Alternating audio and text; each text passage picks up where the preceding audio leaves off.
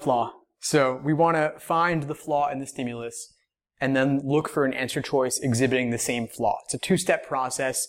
You've got to get the flaw in the stimulus, or at least get some idea of it. If you cannot figure out the flaw, you should at least recognize that it is flawed because the question stem is telling you it is.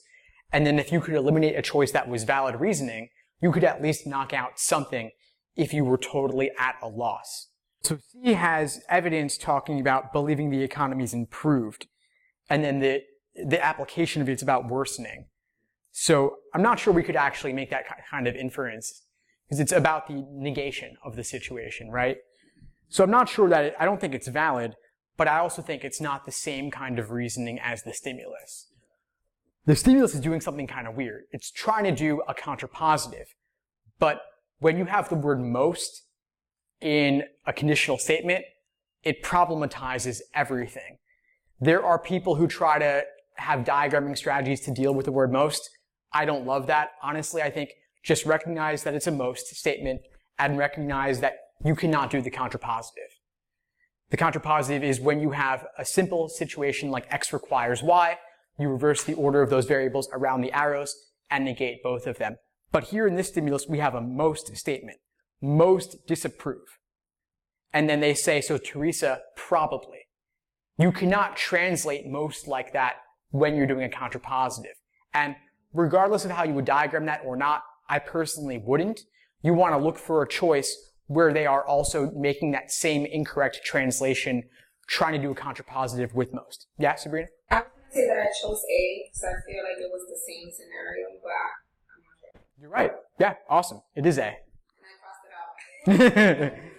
I want to look at the reasoning in the stimulus a little bit here. And so this is how I might diagram it if I was going to, disregarding the most aspect of this stimulus. What they are trying to do is they're saying, if you dislike the prime minister, then you will dislike the tax plan. Therefore, Teresa, because she likes the tax plan, then she probably likes the prime minister.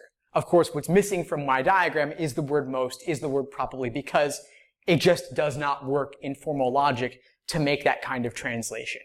And so what you want to do is get a good understanding of the method of reasoning, and in this case, the flaw in the stimulus, and then mentally map each given answer choice onto your understanding of the stimulus. So here, if we look at choice A and map it onto this, it works out perfectly, and that's really all you need to know, all you need to do.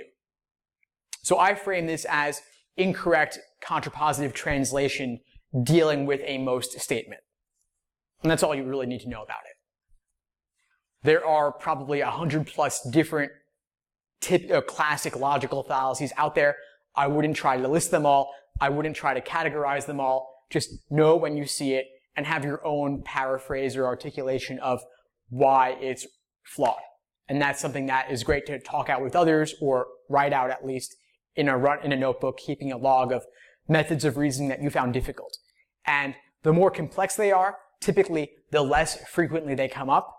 There might be a method of reasoning or a flaw that comes up once every 7, 10, or even 12 exams. And so you might not see gains from your studying immediately, focusing on these difficult methods of reasoning, but if you want a top score, it requires at least getting them into your subconscious in some way, building some familiarity with them so that even if you don't have them memorized, you'll recognize it when it comes up in the future.